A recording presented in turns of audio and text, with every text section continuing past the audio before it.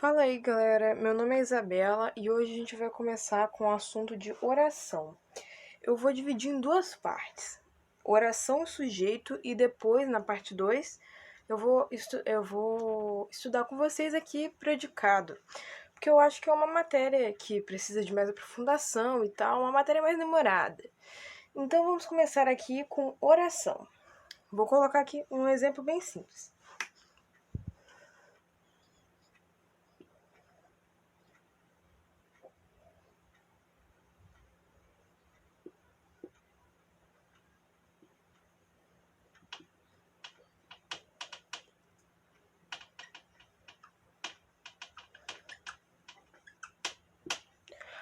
A população precisa de saneamento.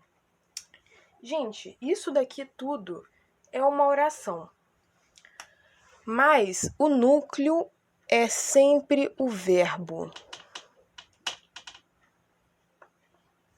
Então já tá aí. Nesse caso aqui, eu já vou até colocar pra gente não esquecer. Se isso aqui é o núcleo, o sujeito é esse aqui.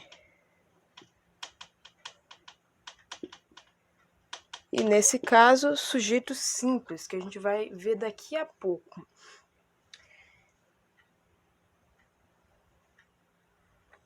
Agora vamos para uma coisa de oração que nem todo mundo entende, que é a frase. Toda frase verbal é uma oração, mas nem toda oração é uma frase verbal. Então, gente, isso é bem simples. Vamos supor que nós temos a seguinte frase: Rosana terminou, que é o núcleo do verbo, a leitura do livro que comprou. Aqui nós temos dois núcleos, que é comprou e terminou, e também temos duas orações. Porque a partir que você tem um verbo a mais, você tem uma oração a mais. Então, nenhuma dessas duas orações é uma frase verbal. As duas em conjunto formam uma frase verbal, porque elas não têm sentido sozinhas, elas precisam das duas para se complementar.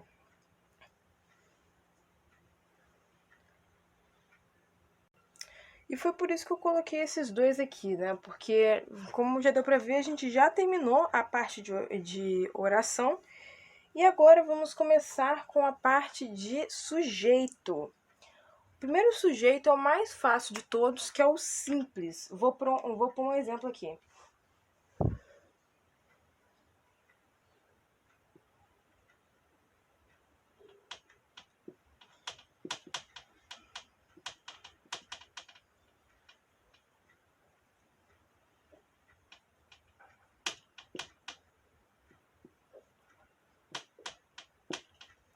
O homem vive simultaneamente.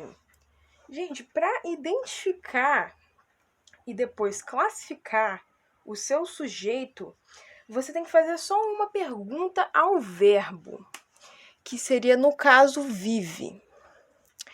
Quem vive simultaneamente? É o homem, não é mesmo?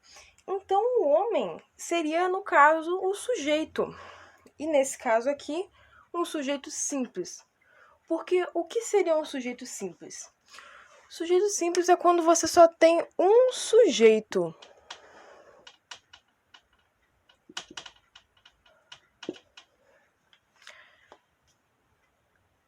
Agora vamos para o segundo tipo, que é o sujeito composto. É bem parecido com o sujeito simples, só que agora ele tem dois núcleos. Vou pôr um exemplo aqui para vocês.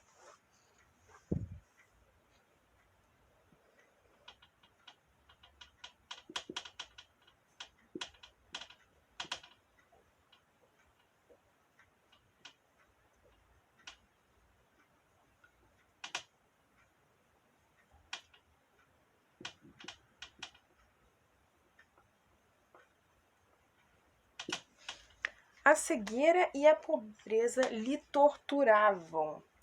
Aqui no caso a gente faz a pergunta ao torturavam. Quem torturava? A cegueira e a pobreza. Ué, mas a gente tem dois núcleos? Isso mesmo, dois núcleos.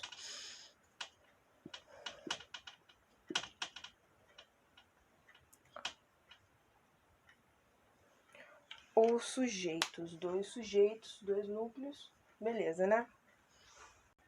Sujeito oculto parece muito difícil, mas acredite, é bem fácil.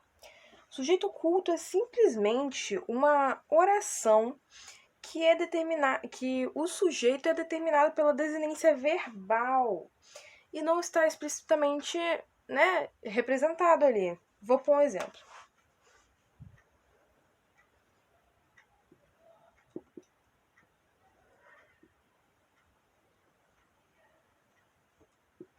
Aqui um exemplo bem simples que eu sei que muitos de vocês fazem, não é mesmo? Precisamos de comer. E aqui é uma coisa bem simples. Quem sabe de verbo vai saber que isso daqui tem um sujeito oculto eu. Porque fui deriva do verbo ir e é do passado primeira pessoa do singular.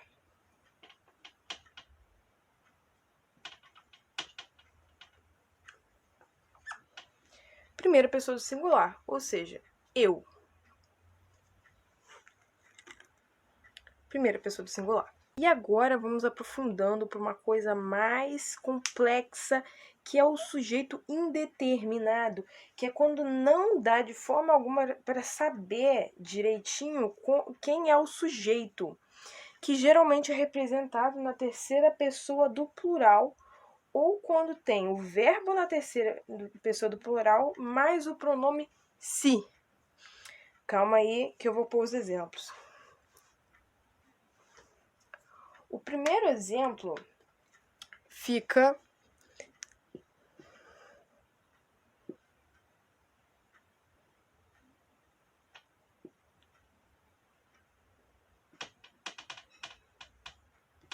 telefonaram para você.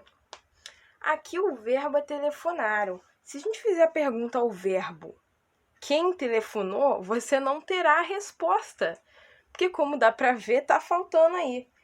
Mas telefonaram vem do verbo telefonar, terceira pessoa do plural. Então seria eles telefonaram. Mas só tem um problema. A gente não pode falar que é oculto, porque eles a gente não sabe quem. Eu a gente sabe quem, que no caso seria eu, Isabela, né? Nós também seria eu mais algumas pessoas. Mas já eles, assim, poxa, não dá para saber direito.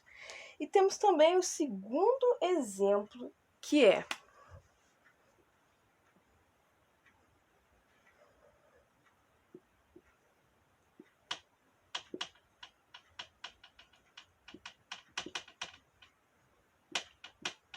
morre-se de fome ainda. Nesse caso aqui, a gente tem o pronome se, que também dá esse ar de sujeito indeterminado. E aí, no caso, você não tem que. Esse daqui não tem como não tem como você classificar e falar quem que é, você só põe, né? Sujeito indeterminado, não dá para saber. Põe até o eles ali, o se, sei lá, mas não dá para saber. Não podemos esquecer a questão do contexto. Como assim? Deixa eu mostrar para vocês. Na frase, os povos do mundo já não estão sós. Encontraram uma forma de conectar tudo e todos. Isso tudo é uma frase, gente.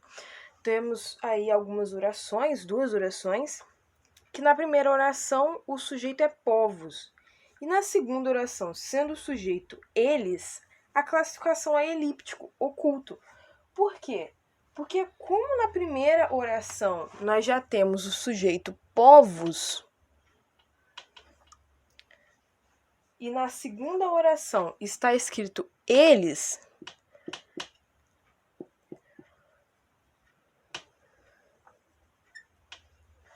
nós podemos saber que ele se refere a povos. Porque quem vai ser neste texto? Claro que seria, no caso, povos, né?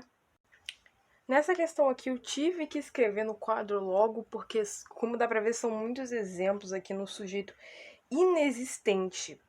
Eu numerei aí para vocês, né, se antenarem que o primeiro aqui é o exemplo de aqueles que denominam fenômenos da natureza.